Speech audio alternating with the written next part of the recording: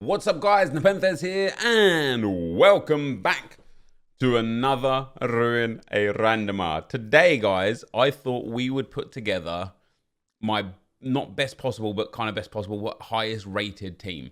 So per position, best chemers we can get. I'm just going to put the 11 highest rated players in.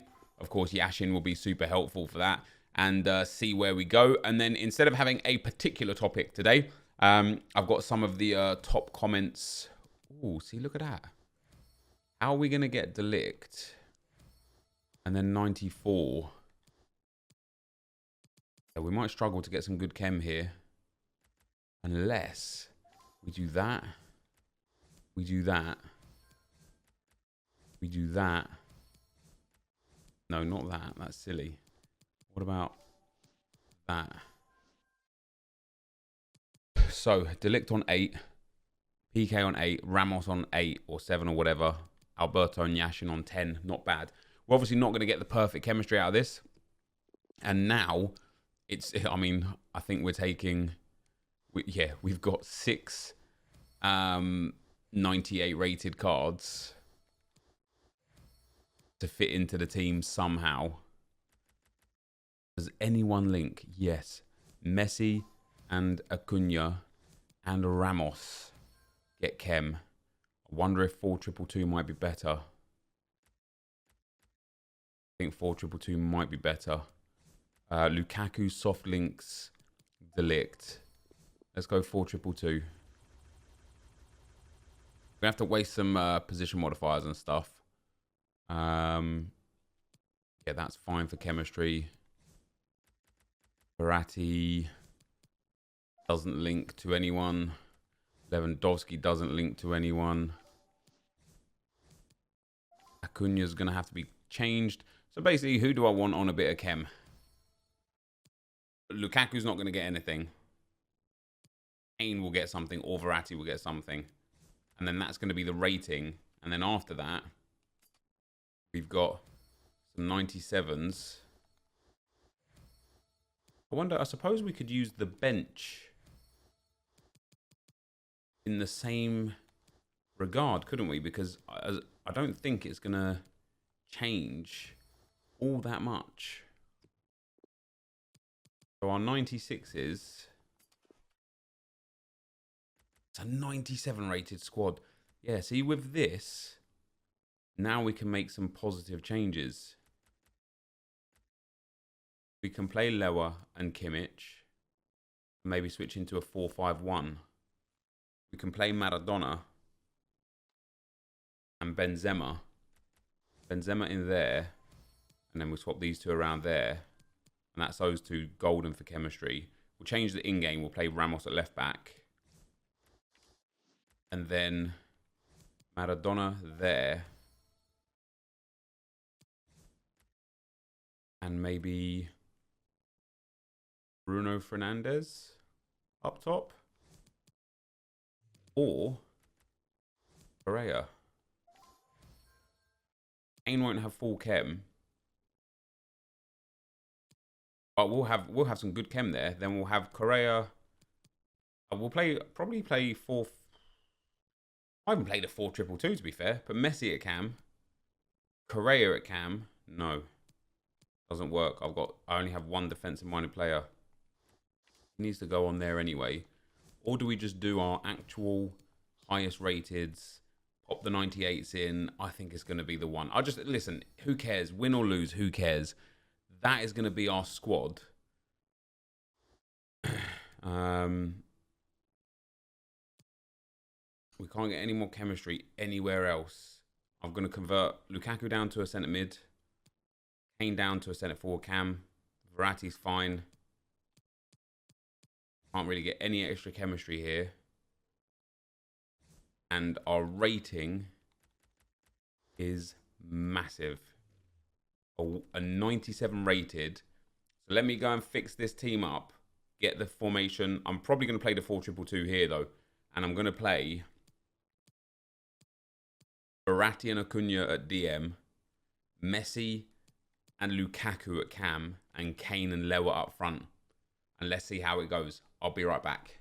All right, guys. So the formation looks like that. Messi. Oh, no.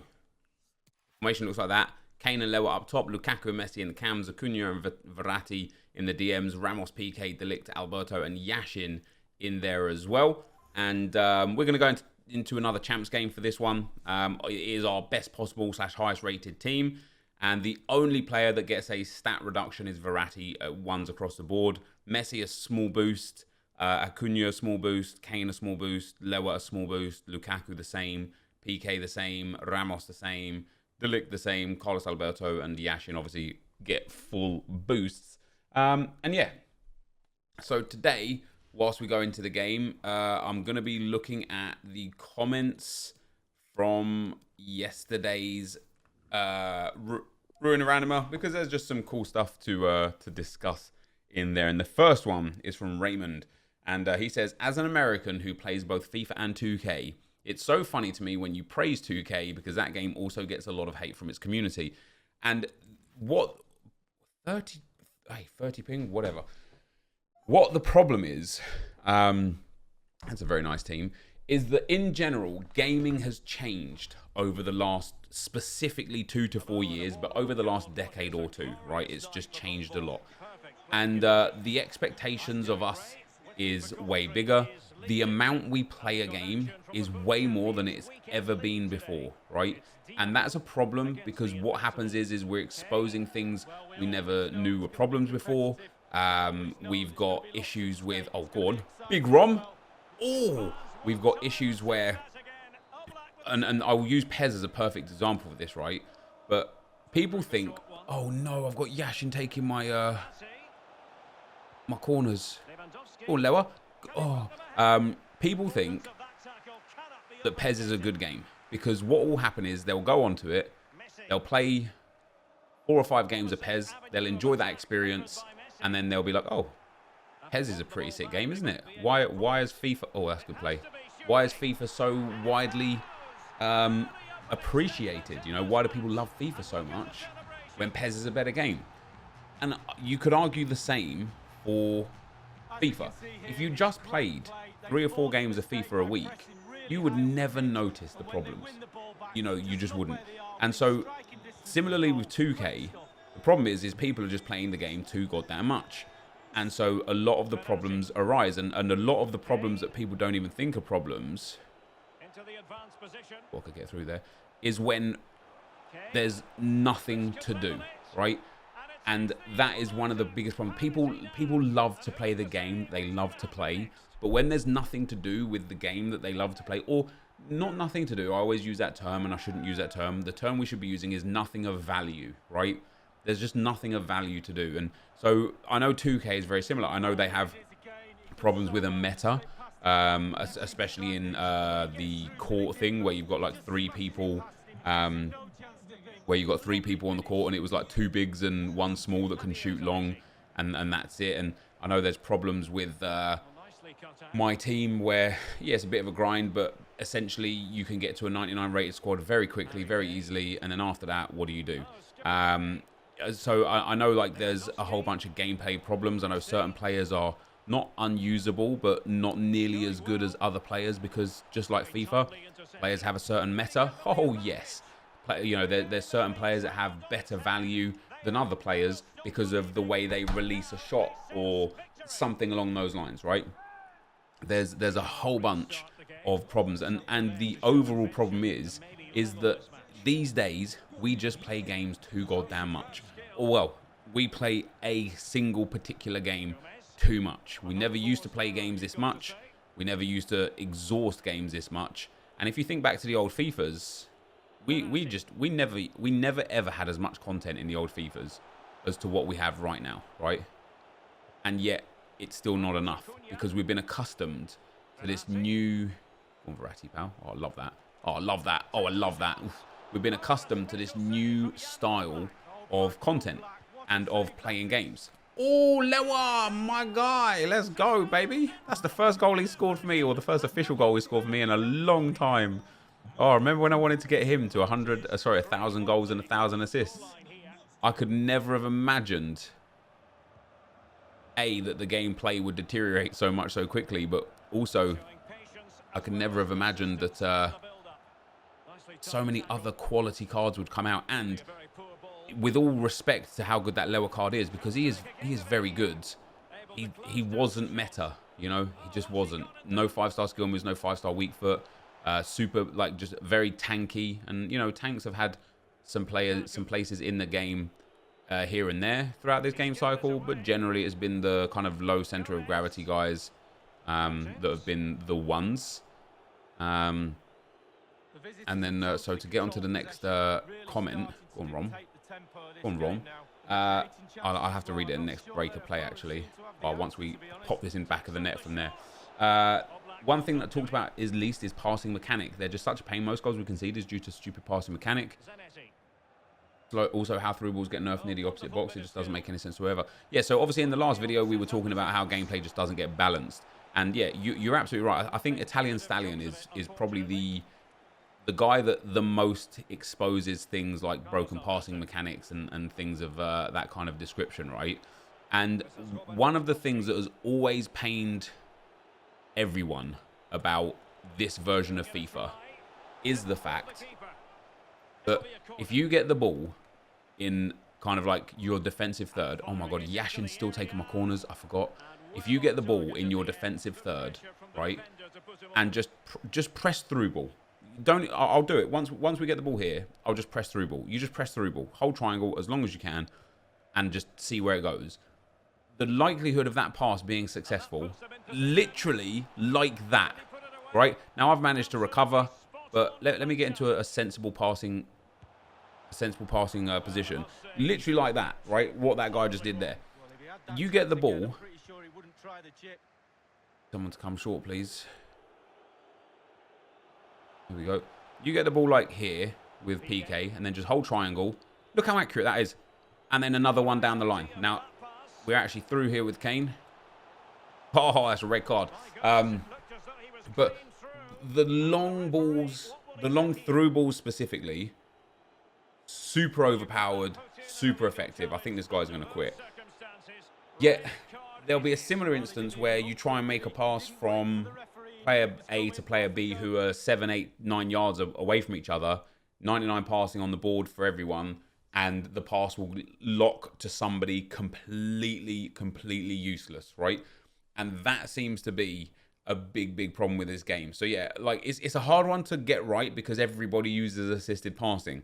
I think if people actually took the time to learn manual passing, you probably would have a better impact. But then you think to yourself, well, maybe not, because if there was that skill gap, then surely somebody by now would have put manual passing on, mastered it, and smacked even the best foot players in the world up at tournaments because they've got manual passing. So I don't know with that one. The next one is from Steven. He says, just to add to your thoughts about FIFA 23 rumours, Donk Trading on Twitter also mentioned about cross-platform as well as free-to-play. Sounds good in principle, but the servers would need a big overhaul first, I feel. Thoughts? Well, I don't think the servers would need any changes at all because there's already, the servers already hold the volume of people that are on the game. So I don't think there'd be too much difference there.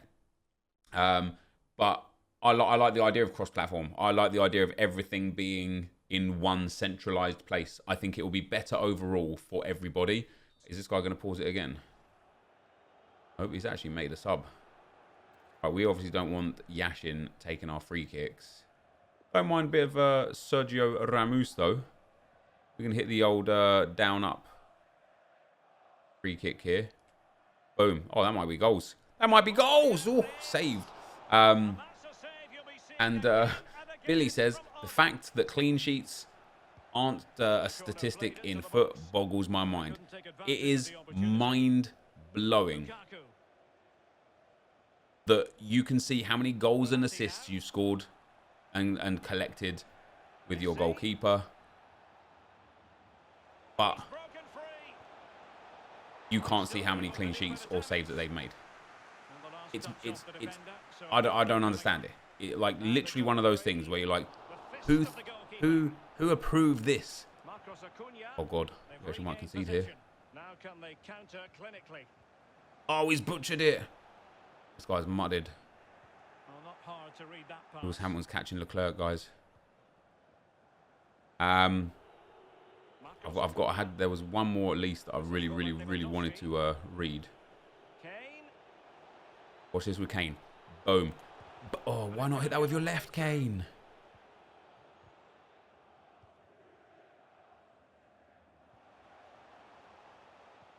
Nice.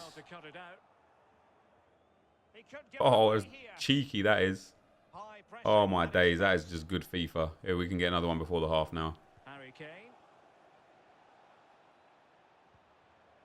There's lower through the middle. Here we go. Oh, if he had 5-star skill moves, it would have been able to turn in. So we've got Robert Patty says, this might just be me, but I'm still playing FIFA 21 because upgrading your team is fun and it's addicting to create club legends and stuff like in FM. It's also what you said. Detailed stats, would love it. It's also really satisfying for me to win games and achieve the best ranks for pride, nonetheless of the rewards. And that is what I wish I had.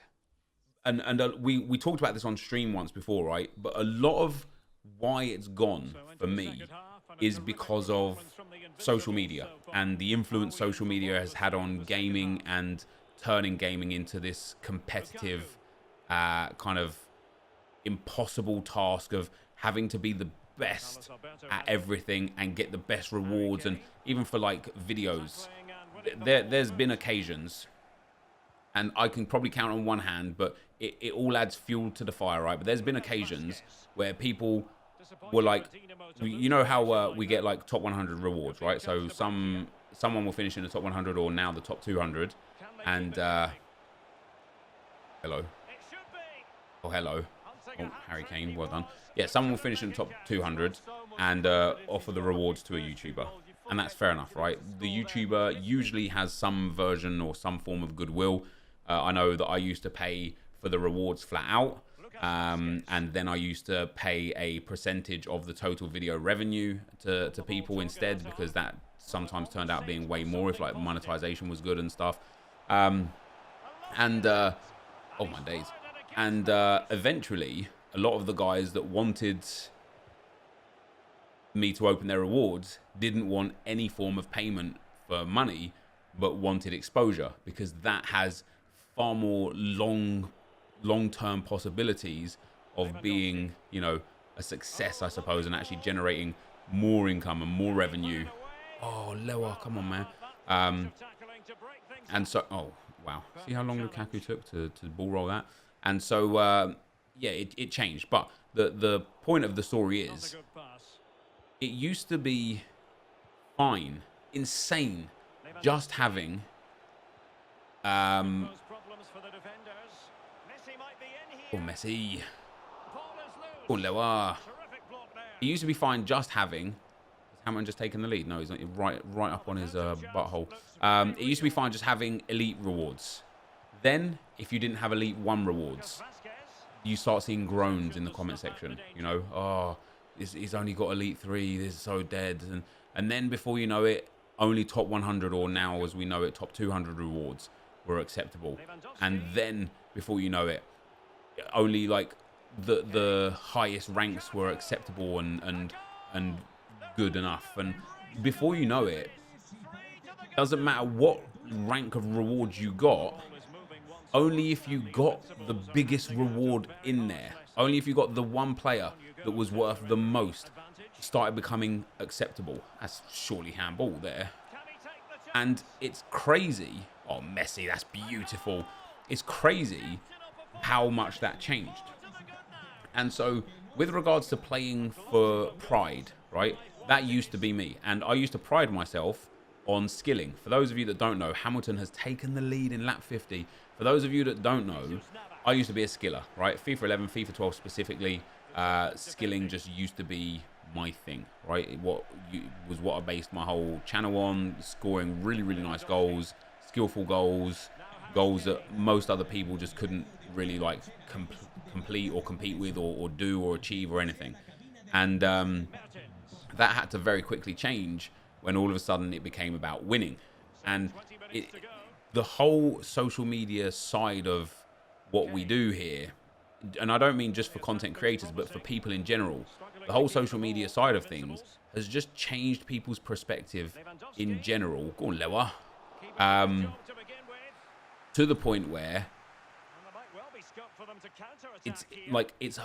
I find it difficult, and I very, very rarely see anyone just enjoy the game, right? Just enjoy certain players or whoever it may be, and just enjoy the game for enjoying the game's sake. I just never see it anymore. And you see it a lot on Twitter as well, where people will tweet a team, and the response is, bro, it's July, go outside, get off this game, or stop wasting your time on this dead game, or game's dead, or oh my god, you're still playing this, and it's like, this is half of the problem why I feel like people can't just enjoy the game, because they're being told on all sorts of social media, including by content creators, probably myself included, they're being told, don't play this game. This is a bad game. This is an awful game. And so the narrative being pushed is, if you're not playing this game for rewards, what a finish that is. Oh, that's unlucky. If you're not playing the game for certain rewards at certain times, or for certain things, or if you're not playing, you know, if you're playing fullbacks at centre back, you're a problem, or if you're playing players out of position where they should normally be, you're a problem. And it just I don't know, it's just, as I say, social media for me has just ruined the gaming experience in many regards.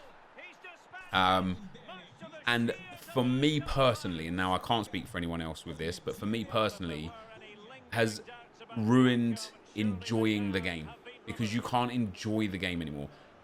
For an example, some weekend leagues, this year specifically, there was one weekend league where I got to 14-0. I think I did it like 3 or 4 times this weekend. And I decided that 14 was enough for me, because I don't like the way the reward structure is in FIFA. I don't think it is very beneficial to the people that play it, because of the way the gameplay is. I didn't really like a lot of other things, and I stopped at 14-0. And the amount of, why bother stopping, man? Just play on, play on, because you have to now.